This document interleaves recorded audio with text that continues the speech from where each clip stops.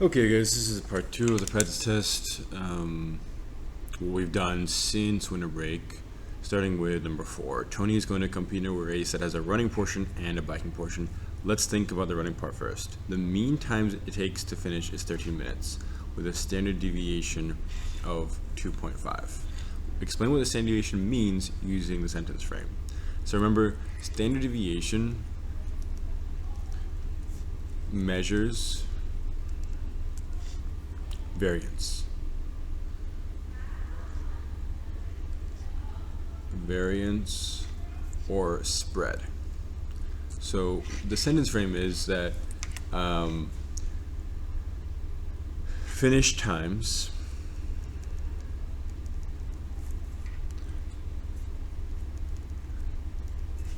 typically vary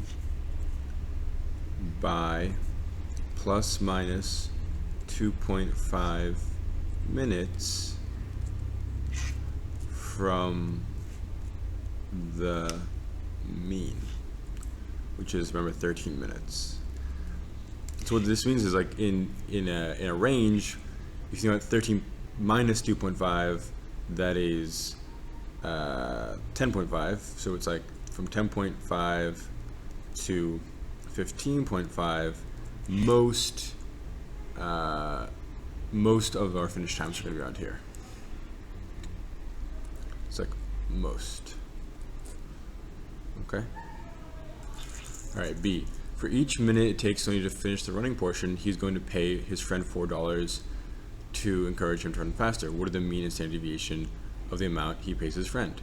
I mean, there's a hint here. Think multiplying. So for every mile he's running 14. So he's running. Yeah, he gets $4.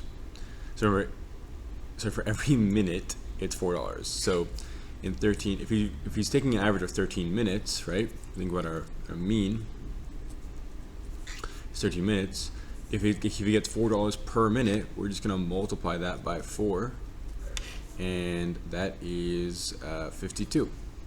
So he's gonna now have a mean of $52.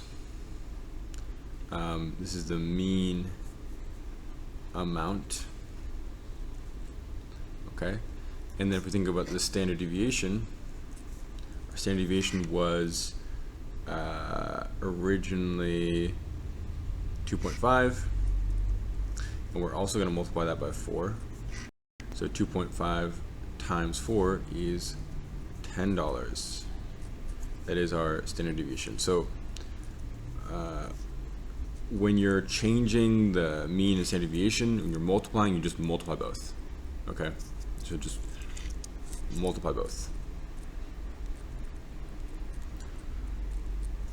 Okay, C. Tony also had to pay $10 to enter the race. What are the mean and standard deviation of the money he spends when we include his entry fee?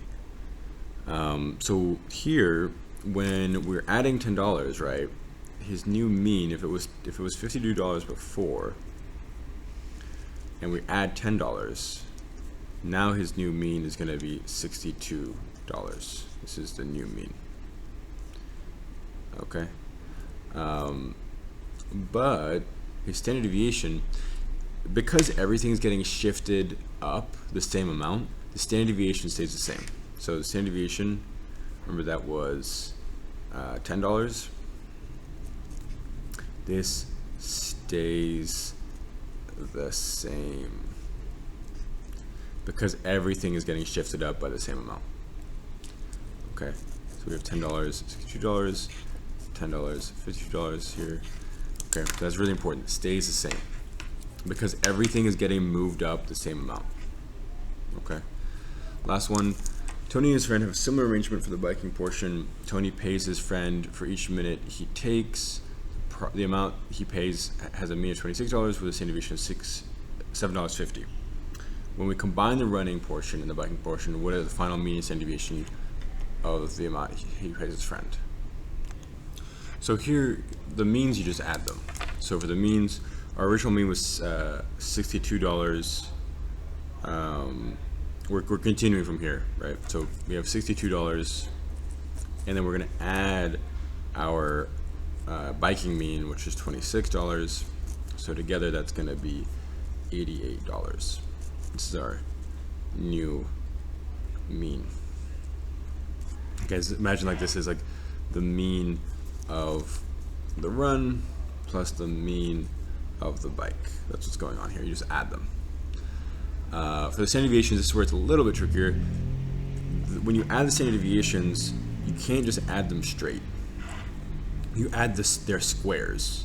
So what you have to do is you add 10 squared plus 7.5 squared, and then you square root it. This is us adding like the standard deviation of r plus the standard deviation of the bike.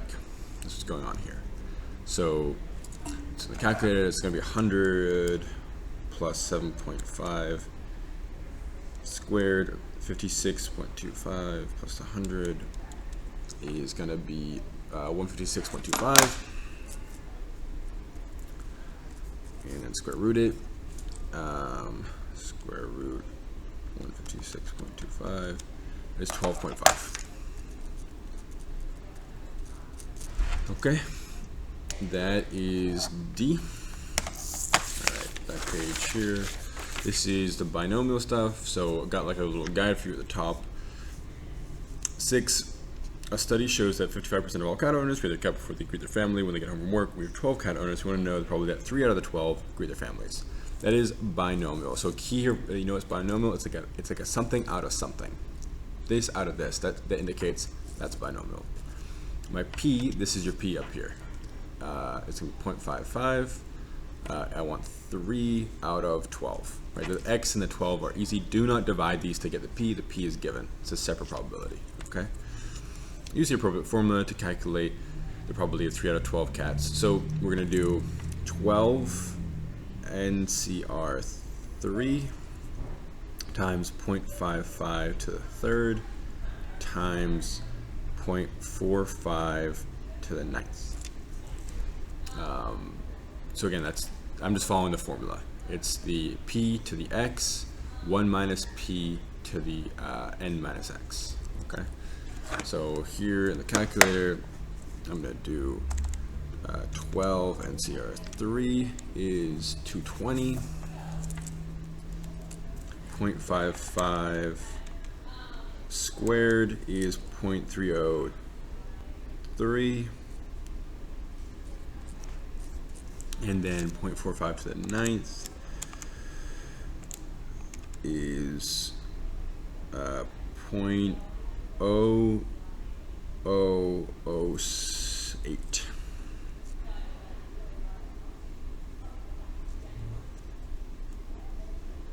Okay, and like in the calculator it comes out of this. If you're kind of confused about how to read this, just like leave this in the calculator, if that makes sense, and then start from here. So from here I'm going to go times 0.303 equals, and then times 220 equals. So 0.005, about 5%.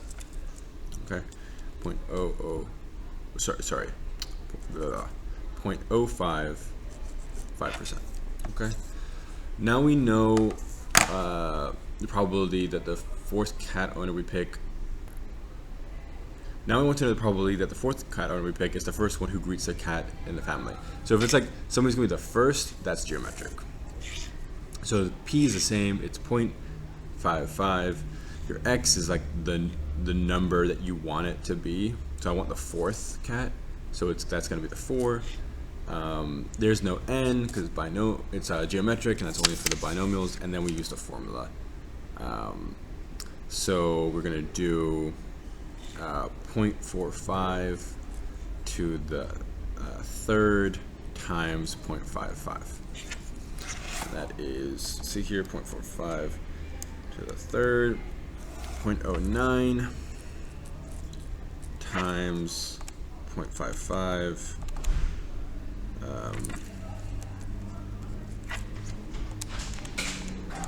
is 0.55 times 0.09 is 0.05 as well. Okay.